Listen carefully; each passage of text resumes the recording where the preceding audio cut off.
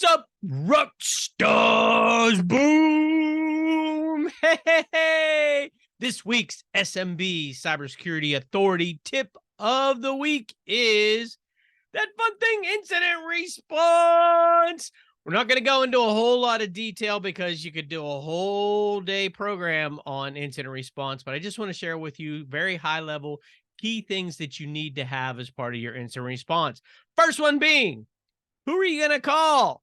Who are your users going to call when they suspect something funky has come into their email, or if they've clicked on something that they shouldn't have clicked on, some link or something, or that they got this big screen that says that all their files are being encrypted and they've been hacked?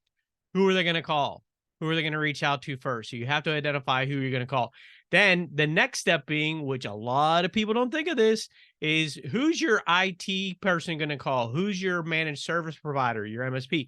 Who are they going to call to say, hey, what am I supposed to do? Now, you think a lot of that would be laid out in your incident response plan, but if you have the other key thing is cyber insurance, your insurance company is going to give you a bunch of resources that are available that you can utilize as trying to figure out if this is a true event or if this is something that actually requires their services for them to connect you up with, whether it's a triage group, a lawyer group, somebody to help you through this.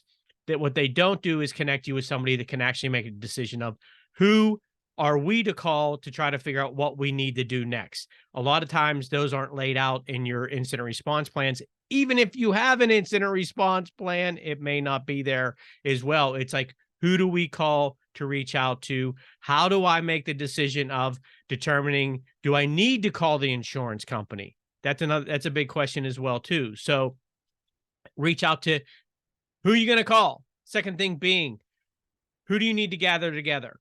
Who's your contact person? Who's your main person that you want to reach out to? Get those 3-4 people together. That's actually part of your incident response team. So have an incident response team, and then definitely, as much as it seems like a waste or it's not that valuable, but it truly is in the event of a cybersecurity incident, you're going to want to have cyber insurance. So who are you going to call? Not only your end users, but you, the IT person, or you, the business owner, or your managed service provider. What expert are you going to bring in to actually answer the questions of, do I need to really, truly call my insurance company at this point? Most companies aren't able to answer those questions, even if you do have an incident response plan and have cyber insurance. Definitely have cyber insurance. There are going to be costs that you can't even think about that the cyber insurance company, depending on your policy, but your policy should cover you for expenses that you may not even think about that are going to be coming up because you have to continue to run your business while you're dealing with this cyber event. It's not if you're going to have a cyber event. It's not when you're going to have a cyber event. It's when is going to be your next cyber event, because everybody's had one in one form or another. When's you're going to be your next one? Are you going to be able to handle that? You better have a plan in place. So have a cybersecurity incident response plan. Within that plan, who are you going to call? Not only your users, but you, the owner, the IT person. Make sure you know who you're going to call. Bring in those experts to help you make those decisions, and definitely have cyber insurance.